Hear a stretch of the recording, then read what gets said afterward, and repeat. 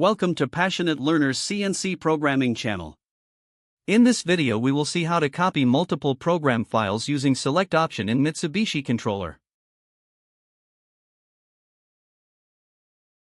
Press Edit button. Press I/O option. Select Device A.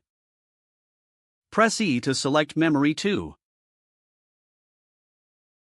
Select Device B. Press File Set. Press Memory Card.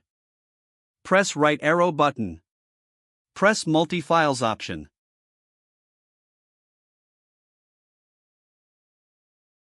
Press Select option. Press Select option. Press Select option. Press Select option. Press Fix. Press Transfer B to A. Then press Input. Press Monitor button. Press Search option. Under Memory 2 you can see all the programs have been copied. Thank you for watching the video.